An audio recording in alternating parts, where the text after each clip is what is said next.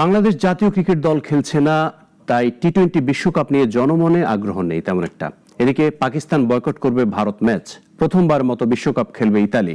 সব মিলিয়ে নজিরবিহীন বিতর্ক আর সমালোচনার সঙ্গী করে শনিবার মাঠে গড়াচ্ছে টি-20 বিশ্বকাপের দশম আসর।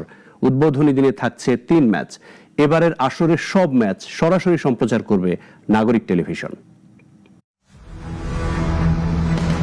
হলিউডের সুপারহিরো মুভিতে বিশ্ব যেন আমেরিকায় স্থিত, তেমনি ক্রিকেট বিশ্বকাপও ঠিক বৈশ্বিক হয়ে উঠতে পারেনি।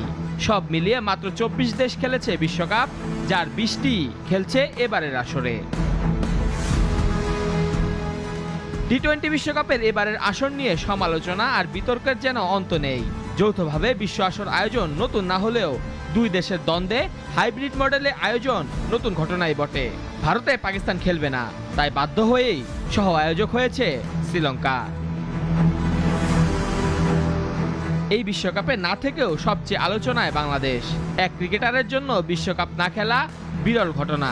অভ্যন্তরীণ চাপের মুখে মোস্তাফিজকে আইপিএল থেকে বাদ দেয় ভারত, যার প্রেক্ষিতে নিরাপত্তা শঙ্কায় ভারতে গিয়ে বিশ্বকাপ না খেলার পাল্টা দেয় বাংলাদেশ।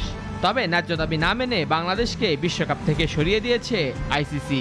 তাতে এবারই প্রথম টি-20 বিশ্বকাপ হচ্ছে বাংলাদেশকে ছাড়াই। এদিকে বাংলাদেশ ভারত দ্বন্দ্বে জড়িয়েছে পাকিস্তান।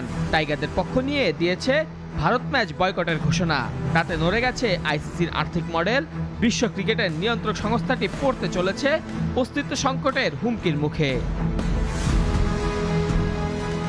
দল হিসেবে না থাকলেও বিশ্বকাপে রয়েছে বাংলাদেশের প্রতিনিধি। শরফুদ্দুল্লাহ ইবনে সৈকত ও গাজী সোহেল রয়েছেন বিশ্বকাপের আম্পায়ার্স প্যানেলে। এদিকে কমেন্টেটর প্যানেলে আছেন সাবেক বাংলাদেশি ক্রিকেটার আতাহার আলী। বাংলাদেশকে বাদ দেয় অপ্রত্যাশিত সুযোগ পেয়ে বিশ্বকাপ খেলছে স্কটল্যান্ড। এবারই প্রথম কোনো দল বাছাই থেকে বাদ পড়েও মূল পর্বে খেলার সুযোগ পেয়েছে। এদিকে এবারে প্রথমবারের মতো বিশ্বকাপ খেলবে ইউরোপের দেশ ইতালি।